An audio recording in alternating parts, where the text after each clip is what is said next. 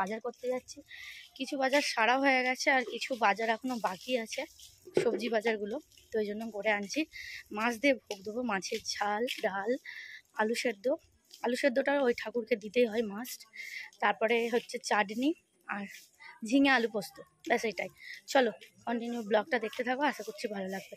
প্রত্যেক দিনের তুলনায় আজকে ব্লগটা একটু আলাদা রকম। সাইকেল নিয়ে বেরিয়ে পড়েছি। তোমাদের একদিন বলেছিলাম যে জুতো সেলাই থেকে চণ্ডীপাঠ সবটাই আমাকে করতে হয়, সবটা মানে সবটাই। ছেলেদের রেশন কার্ড থেকে, আধার কার্ড থেকে, নিজের সমস্ত রকম ডকুমেন্টস, জিনিসপত্র, নিজের হাজব্যান্ডের, নিজের শ্বশুর শাশুড়ি সবটাই করতে হয়। তার কারণে দেখো আজকে যে ভোগ দেবো তার বাজারটাও নিজেকে গুছিয়ে গাছিয়ে করতে হবে। বাবাকে বললে করতো, বাবার শরীরটা খুবই খারাপ। এই যে হয়ে গেছে ঝিঙে, কাঁচা বাজারগুলো। আর মুদি খাবারকে রাত্রেই করে নিয়েছি, চাল, ডাল, তেল, মশলা, হলুদ, লঙ্কা সব কিছুই দিতে হয়। তো দিলে ওনারা ভোগ করে, সেই ভোগ ঠাকুরকে দেয়। তারপরে যেটা মানে সেই ঠাকুরকে দেওয়ার পরে নৈবেদ্য দেওয়ার শ্বশুরের পিসি, ঠিক আছে। তো ঠাকুমা একদমই আমার নিজের। এই যে ঠাকুমা কাটতে বসে গেছে। আর হ্যাঁ রক্তের, হ্যাঁ কিন্তু আমি এই সিংহ বাহিনীর মাকে দেখিয়ে আমার না ভিডিও শুরু করেছিলাম, সত্যি বলছি। মাকে ডাকলে মা সত্যিই সাড়া দেয়, আর মা সত্যিই শুনেছে আমার কথা। আবার ভোগ দেবো, আবার দেবো। মা যতবার আমাকে পেমেন্ট পাই দেবে আমি ততবারই ভোগ দেবো। এমনি তো পোস্ত, ডাল, মাছের ঝাল, চাটনি দেবে, আলু সেদ্ধ। এই জন্য বলি করলাগুলো একটু ভেজে নিই, বাবাকেও একটু দেবো, মাকেও দেবো, আমিও খাবো। আর আজকে মা বাবা দুজনকেই রান্না করতে মানা করে দিয়েছি, কারণ যেহেতু ঠাকুরের প্রসাদ দেবে তো একসাথেই খাওয়া হয়ে যাবে। তো মাও রান্না বসায়নি আজকে, ওই খাবারই আমরা খাবো। যে কি ওই ধানের মধ্যে সব কিছু জিনিস রেখে দিয়েছি গুছিয়ে। আর করলা ভাজার জন্য আগে আমি করলাটাতেই নুন মাখাবো। তোমরা আবার এমন বলবে যে জানো বাবা রেসিপি দেখাচ্ছে, করলা ভাজা যেন কেউ কখনো খায়নি। সেটা না, জাস্ট এমনি তোমাদের বললাম। তো তেল দেবো,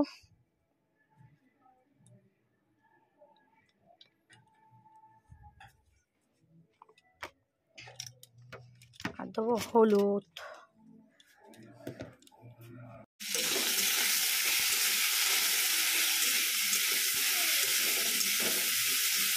তো বন্ধুরা দেখো আমার বাবিন রান্না করছে। কি রান্না করছো বলো?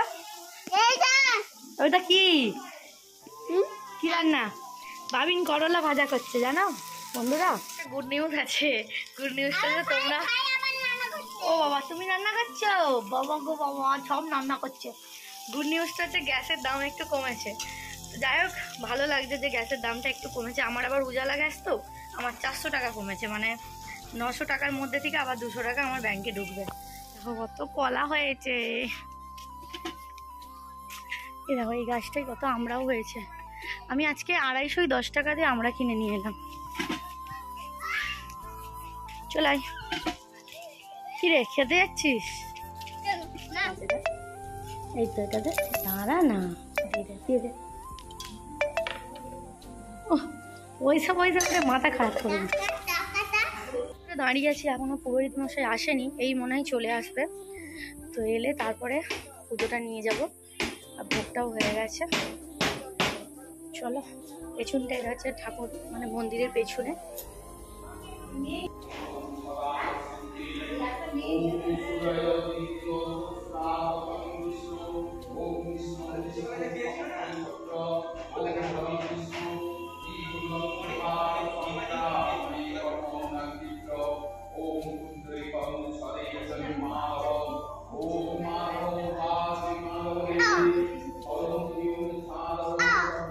চাপা ফুল পারো? আর আজকে পেরে দিয়েছে পুজো হয়ে, আজকে পুজো হচ্ছে।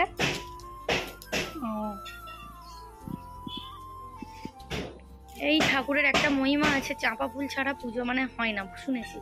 এই জন্য দেখো এখানে কেমন বড় বড় দুটো চাপা গাছ।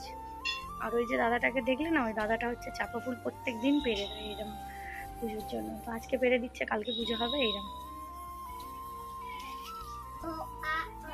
প্রচুর মেঘলা মেঘলা করেছে, জামা কাপড়গুলো ছাদে মেলা আছে।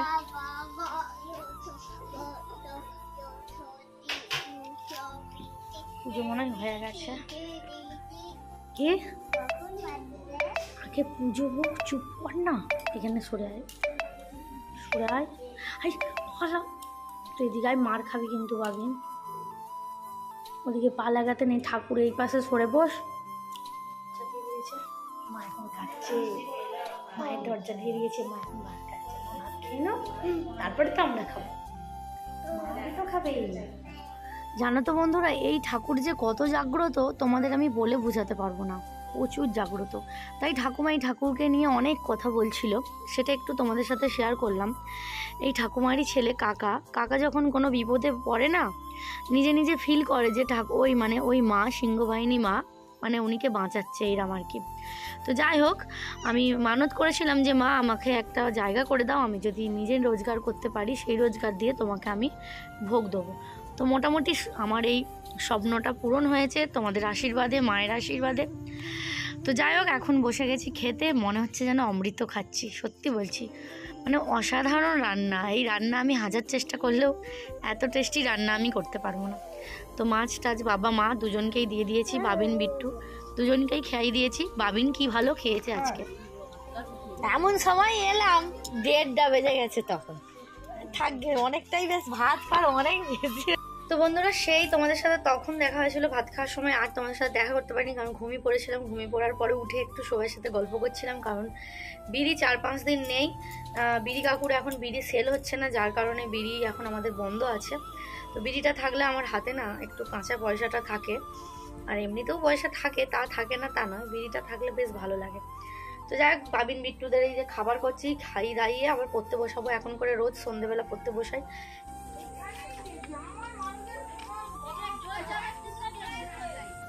তো আমার কথা চলে এসছে,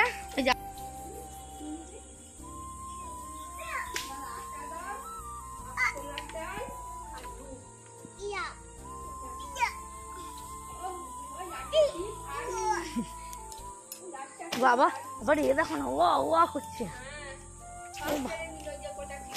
যা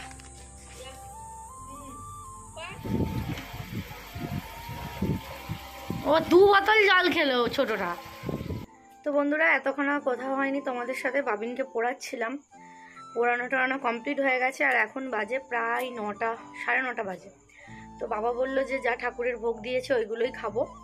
তো ঠাকুরের ভোগ মানে আলু সেদ্ধ আর একটু মাছের মুড়ো আছে, আর পোস্ত ডাল অনেকটাই আছে।